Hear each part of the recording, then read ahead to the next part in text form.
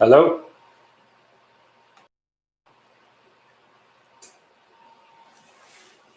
How's the sound, guys?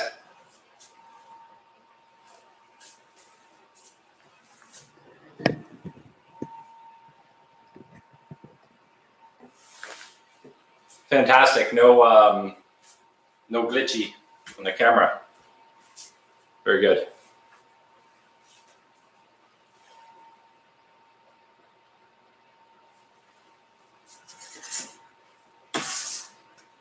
All set up.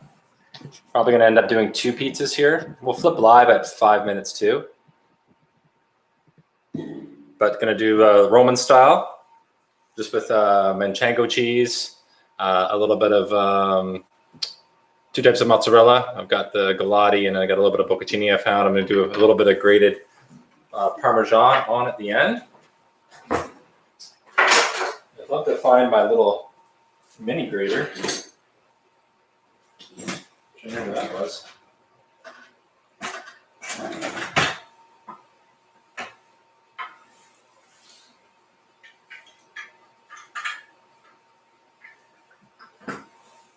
I think I'll just do chunks with my vegetable peeler. We'll do with that one. And then I'm gonna, if I have time, I'm gonna do a second one. I pre-rolled a couple of the crusts. I'm gonna demo rolling one. And then what I'm gonna do is do a Middle Eastern one with some of that leftover mahamara from yesterday, and then marinated feta. I think it should be pretty good. The feta is okay, Tyson. It honestly, it needs like a couple of days. This is what it looks like, right? There's like lemon, thyme, rosemary. Yeah, and then also I put in confit garlic. So I'm gonna drizzle some of that on my feta plate there. So yeah, that's pretty good. And I did a whole jar of confit garlic. So it's just like gently like sauteed out in the pan, get a little bit of browning on it, and then herbs, cumin, coriander seeds, lemon, thyme, and rosemary again, and then you should let it sit in there. So this I could just actually have in the fridge, and you can pull little pieces off and put that on the pizza. It's gonna be super tasty. I almost shared this on Facebook, but I was like, you know what? For the first one, just do this and then go from there. Right? You know what I mean? Like, but yeah, it's really easy to share the link into all your other social media. You can blast out your live stream there. So it's good. The camera just glitched.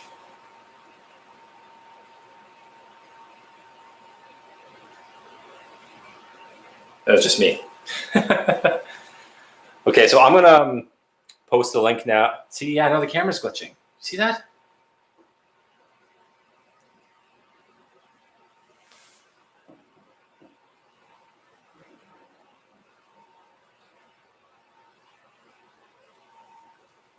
It's not doing it like the other one did.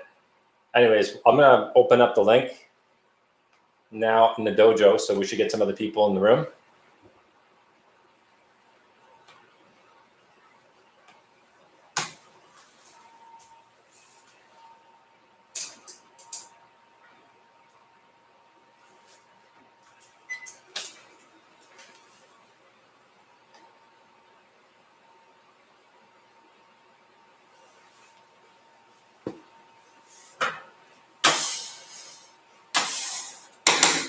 Key tool to have. So I guess we'll see if anybody else pops in the room here in the next 5 minutes, guys. But yeah, that's what I'm gonna do. I'm gonna try to do 2 pizzas.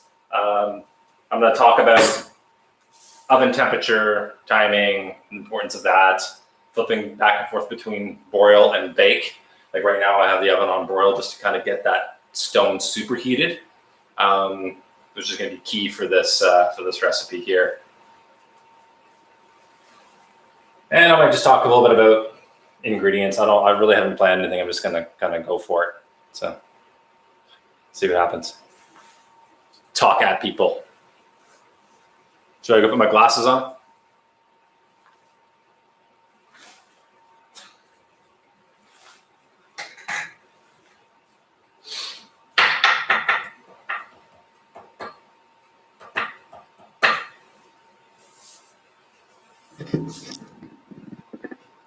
shot of that.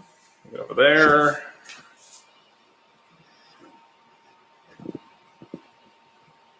Oven shot.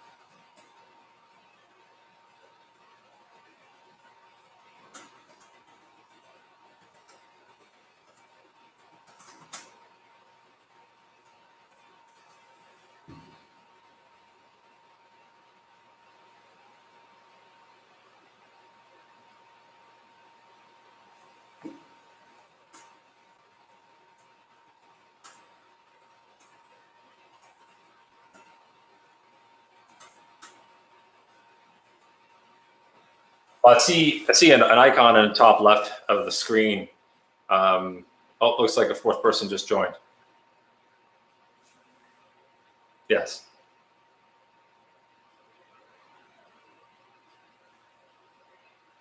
Cool.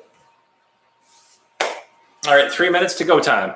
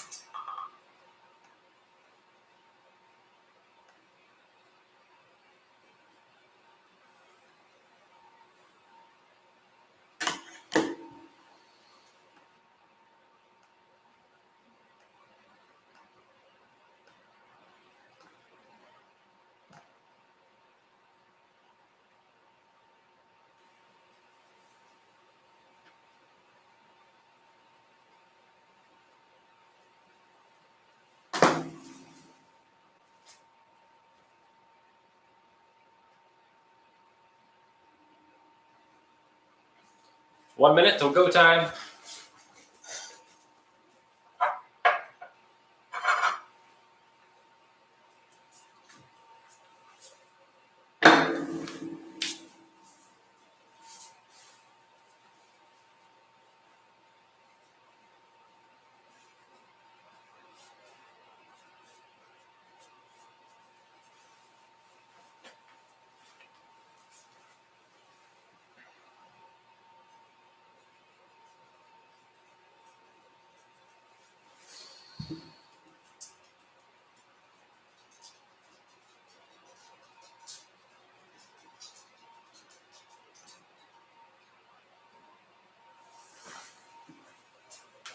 All right, time to get started. So today we're going to do a thin crust Roman-inspired pizza. So pizza in Rome, a lot of the traditional versions are super thin, light, kind of like cracker-like crust, okay? Really, really, really tasty. I had the pleasure of experimenting with some earlier this week. I did share those photos with you. Turned out amazing. What I ended up doing was using the first dough recipe that I gave you with the fresh yeast and the Vita Sana 00 Italian flour. This morning, so funny enough, it was a 30-hour ferment on that dough, if you remember. I made the dough on the Monday, and then the first demo I did with it was on the Wednesday, which was the 30 hours. It's the same batch of dough, I just left it in the fridge. It was perfectly fine. Pulled it out this morning, let it proof up at room temperature for about 4 hours. It's doubled in size. I rolled it a couple in advance just to make sure it was good. Everything looks good to me. So these tell me that you could probably leave this in your fridge for at least a week. Or after your 30 hours fermentation on the recipe, maybe just go ahead and wrap them up and pop them in the freezer. Now that would be another test to see how they rise after they've been frozen. But I think that this would be a good dough recipe to kind of do in advance and have in the freezer. When I've done sourdoughs and tried to freeze them, it doesn't quite work the same. So don't really like that too much. First, I want to talk about oven temperature. So cooking at your oven at home, super important here to make sure it's nice and hot. So most of your ovens are going to go to 500, maybe 550 if you're lucky. I preheated my oven for about 35 minutes, made sure it was up to 550. And then what I did was I flipped it to broil about 5 minutes ago on high. And the reason why I did that was I want to get, for this pizza, I want to get the stone a little bit hotter. So excuse the puppies. Stop that, Luna. You want to get the stone super hot. So what you want to do is I put it on the top rack this time. And now that broil heat is directly radiating on that stone, so getting it super hot. Oven has to be preheated. This is key, okay? Now that that's hot, I'm gonna just flip it back to my bake at my max temperature, let it sit there, and what we're gonna do is we're gonna roll some pizza dough. So I'm gonna flip you over here, our workstation.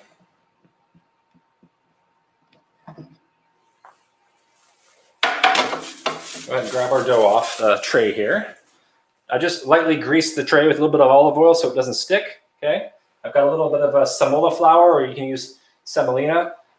Very similar. The semola is just finer ground.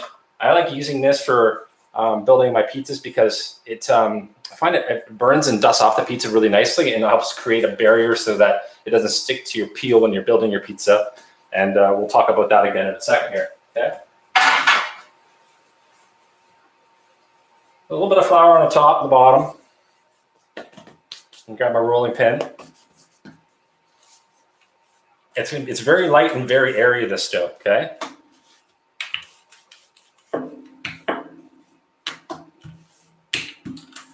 It will start to stick a bit. At this point, I'm just gonna add a little bit more of the flour to make sure I get a nice even roll. I'm gonna go really thin. We're really gonna stretch this one out, okay? So with a good amount of pressure, stretch it out, flip it around to kind of get a somewhat round shape. I mean, it doesn't have to be perfectly round. I mean, it's pizza. I mean, handmade pizza didn't come out of a box, didn't come out of a machine. So yeah, give it some character. Maybe it's oblong or oval, or all I'm saying is it doesn't have to be perfect, okay?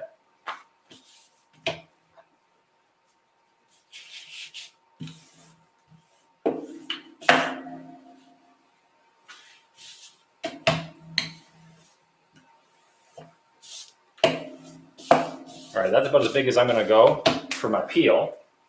And this is the next important step, and you would have seen this in some of the videos that I shared earlier this week. Make sure that peel is dusted so that you can slide your pizza off onto your stone, okay? Very important.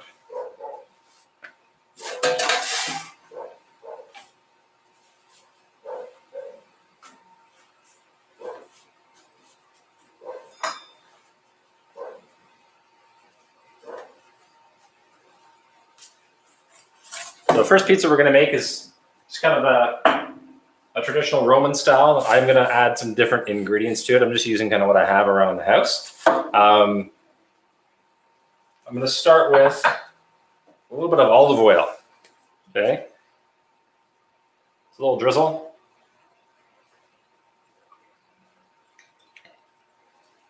I'm using a pastry brush. You know, it could be a silicone or a bristle one. I'm just going to spread that around. Love my olive oil. A little bit of fresh ground pepper, salt.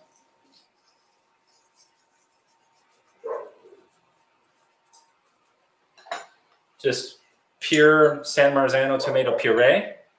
Now, key to making a really good thin crust pizza is not to overload the toppings, so we don't want too much of anything on there, especially sauce. If we put too much tomato sauce on there, we're not going to get that thin, crispy crust. Spread that around, leave some room on the edges.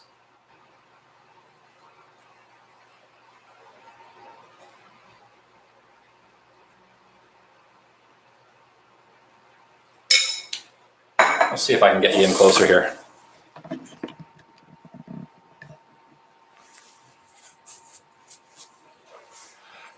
So tomato sauce is down. Next, I'm going to put down some cheese. I have some of the Galati mozzarella. That's straight out of Windsor, Ontario. Local, great pizza cheese, okay? Some bocconcini mozzarella.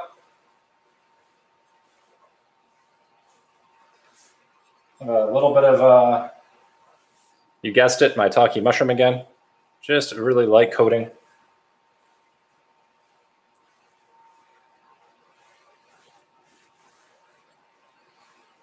And just a couple of olives scattered. A lot of olives.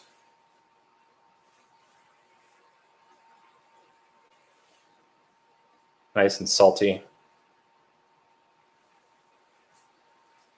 I also have some Spanish Manchego cheese. I like this, very similar to Parmesan. It's a little bit softer, nice and sharp.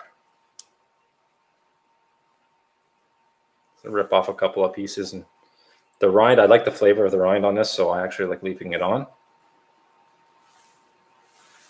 Okay. There you go. You're ready for the oven. Now remember also, it's important to watch your timing. Don't build a pizza like this and then leave it on your peel and come back 20 minutes later and expect to be able to get it off your peel.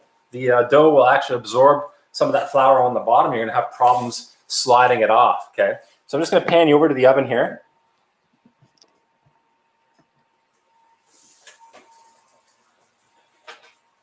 Slide our pizza onto the stone, right in the center.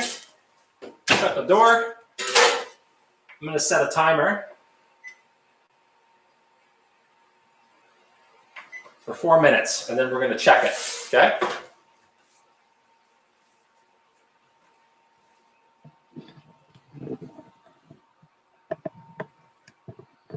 While that's happening, I'm just going to talk a little bit about the next pizza that we're going to build after that one. So kind of like a bonus pizza, all right? I've got another sheet of dough ready to go here.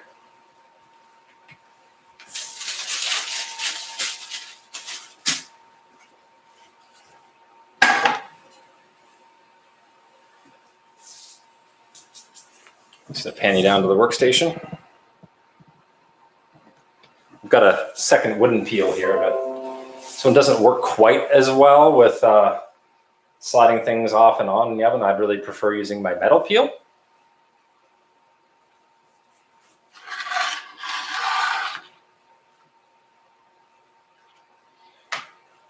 And I feel like I could just roll that just a little bit more. So I'm going to do that. It's been sitting for a couple minutes because I did it about 20 minutes prior to going live. And what happens is it's starting to, it's a very elasticy dough, and it's started to pull back and stretch back to the center. Put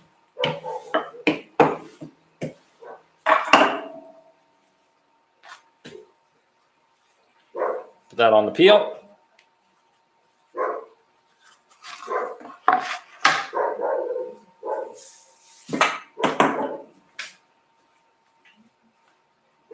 So for the second pizza, I'm going to do kind of a Middle Eastern inspired one.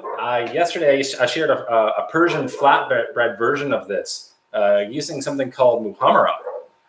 This lovely vegetable paste is absolutely fantastic and just jam full of flavor. Really aromatic on the spices. Lots of cumin and coriander seeds in here. Tomato paste, roasted peppers, roasted tomatoes, onions, fresh chilies, pomegranates, and pomegranate molasses. So it's very fragrant, savory with a hint of sweet to it. So really, really unique and very tasty. I highly suggest, like, there's so many different ways to eat this. It's traditionally put on a lot of mezzi platters. So like maybe with like some fresh feta and some hummus and some yogurt and the pita bread, and you would eat that like as kind of as a for a share plate when you're sitting at the table with friends. So we're going to use that as our sauce base. I've also gone ahead and I've made some marinated feta. Now, I saw this on a master class. A chef was doing this, and it just looked very intriguing. I'd never done it before. I'm like, you know what? Even after 20 plus years of being in the industry, you're always learning and trying new things. What a great condiment to have. I find that it's probably going to take about 4 or 5 days to really get the flavor in there. But all it is an infused olive oil with some fresh rosemary and thyme and garlic, yeah, just fully submerged in olive oil. Even some lemon in there. So really building those flavors, and great to see. Like just a great thing to have on hand. Similarly, at the same time, I made a big batch of just confit garlic. So it literally is just roasted garlic in olive oil and in the same spices. Sorry, just 1 second. I have to tell my dog to behave.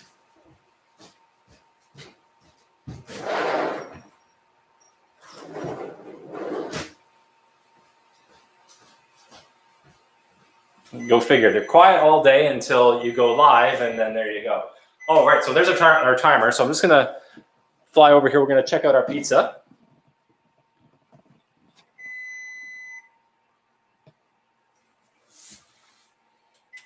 So that was 4 minutes. Well, I may have gotten a little too much cheese on there.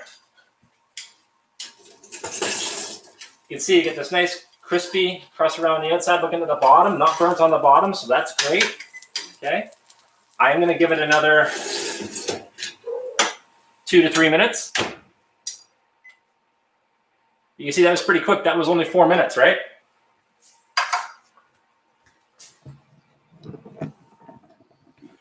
And sorry, we were back talking about confit garlic, right? Yeah, so yeah, just roasted garlic in olive oil with fresh herbs, lemon. I've got toasted cumin seeds and toasted coriander seeds. So important to toast your spices to bring out the natural essential oils and the aromas. Okay, really, really good way to maximize your flavor on your spice profile. Okay, we'll put some of that feta on this pizza with the muhammara, and then maybe some salty olives to kind of like combat that. Or pair up with the sweetness of the sauce. Okay, I'm actually going to grab our pizza out now, so I think it's ready. And I want to talk about another technique here for ensuring that you maintain a crispy crust bottom. This is very important. Okay, if you can get yourself a baker's rack or a perforated pan, preferably like something like that, something that has holes in the bottom to let moisture escape in the pizza. This would be key. I'm going to set up a spot on the stove here to show you what I mean. I'm just going to set this rack here. Now, when I go to take the pizza out,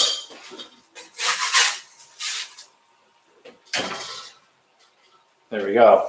See, we want to maintain this crispy cracker-like crust. Now, if you go and put this on a flat surface before you serve it with no aeration underneath it, what's going to happen is you're going to get like condensation under there and moisture, and it's going to soften the crust. So until I'm ready to cut it while I'm resting it, you can put it on an elevated sheet pan like this, like so.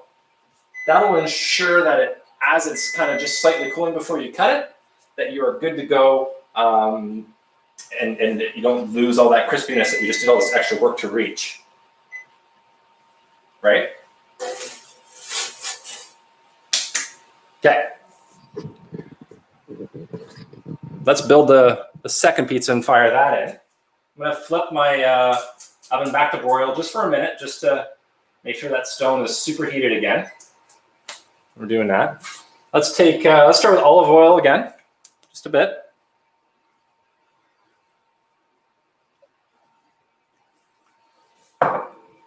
Brush that around.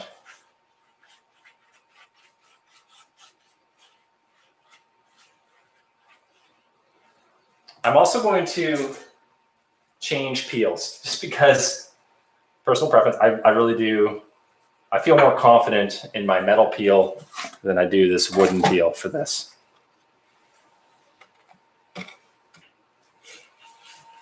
There we go.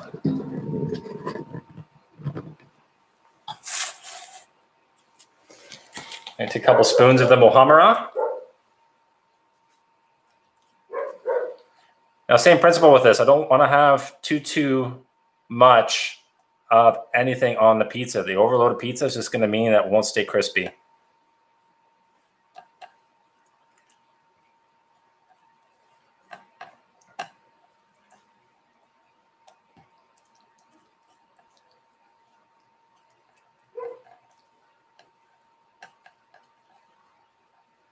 There's also ground walnuts in the muhammara, which gives it a real nice texture. And left it kind of chunky, so it has lots of texture to it. So it's really just a real nice mix of textures and flavors going on there. Okay. Now let's next put on there. Let's put on some of the feta, some of that marinated feta. I just cube that up in advance.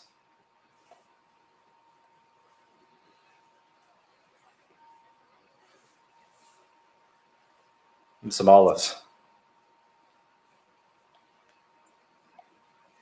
Some salty to balance out that sweetness of the muhammara. You know, I'm feeling it needs just a little something extra. And why not? Picked up some za'atar seasoning.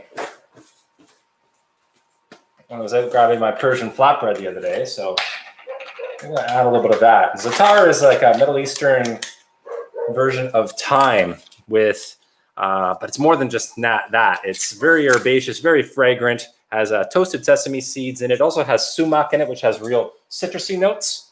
So I'm going to just put a little bit, sprinkle of this, the za'atar around there.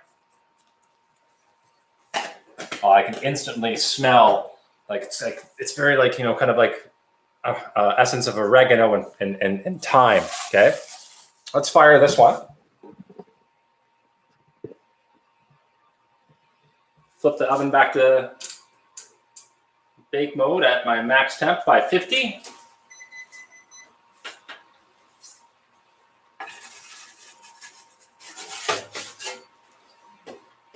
There we go.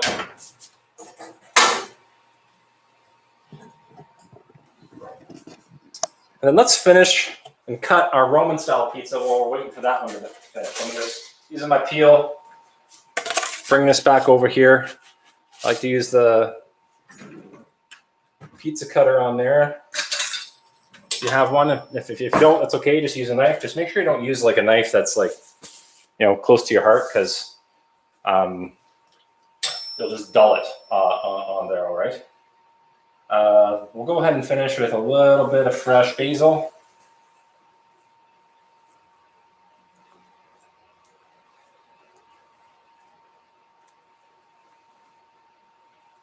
A pick and throw.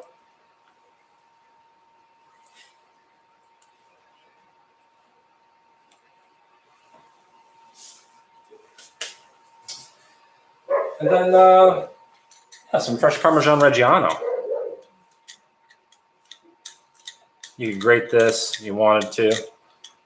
A little hand grater. You can put some big chunks on it like I am. Choice is yours. There we go. It should have a nice crispy crust. Oh, yeah, there we go. There's that crunch that we wanted. There.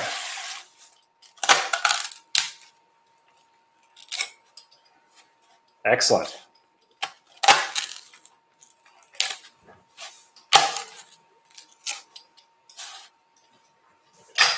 Go ahead and slide it onto a plate.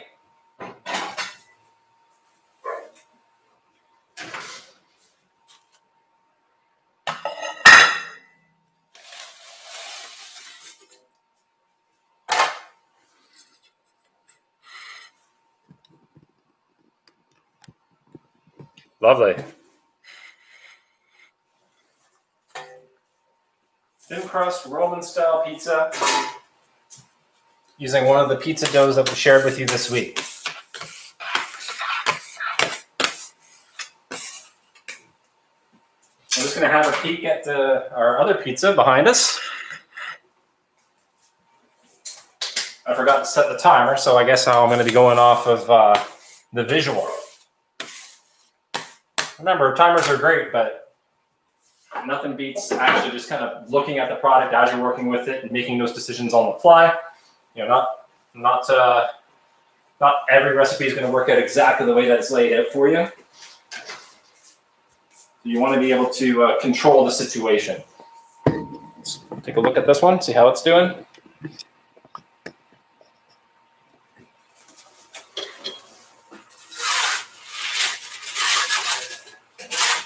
Not bad. Needs a little bit more time. Starting to get a nice little bubble around the edge and some browning. I'm going to set timer for another 2 minutes.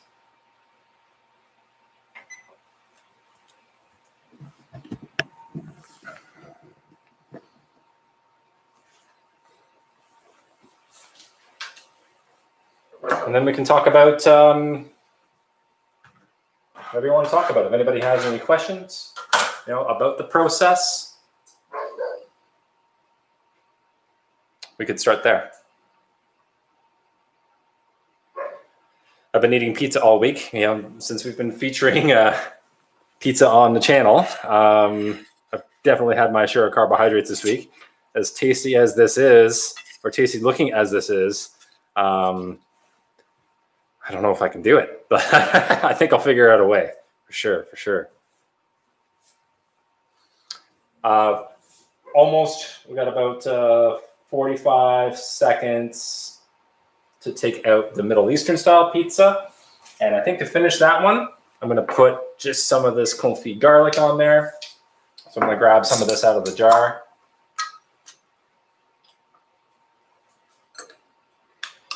Just as a nice finisher. Timer's about to go off there.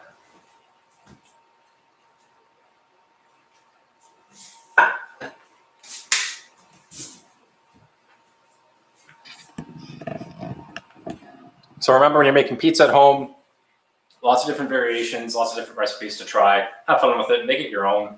Okay, don't stress too much about it. I know that I've heard through the grapevine that the Wolf Brothers are opening up a new Detroit-style pizza joint in Wortley Village. So looking forward to see that when it comes out. That's like a really, you know, greasy style pan pizza, kind of similar to Chicago, but a little bit different in the style. Actually, Tyson made a really nice one this week that shared with everybody, so that was fantastic.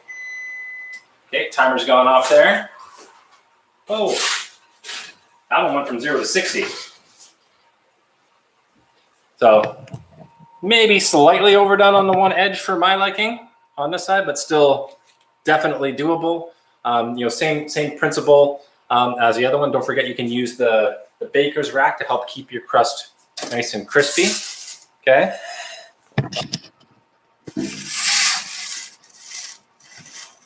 And then to finish this one, we'll just add a few more toppings. I'm going to take some of that confit garlic. I'm just going to crush it up with my hands. Spread that out.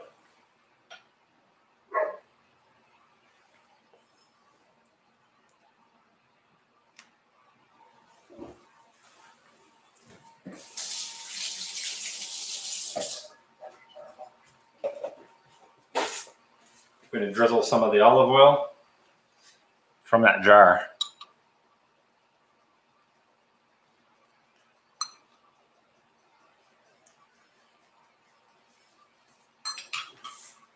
You know, a nice way to finish this would be maybe with some fresh chopped parsley. If you got some of that kicking around, so chop a tiny little bit here. Give it like a little bit of greenery.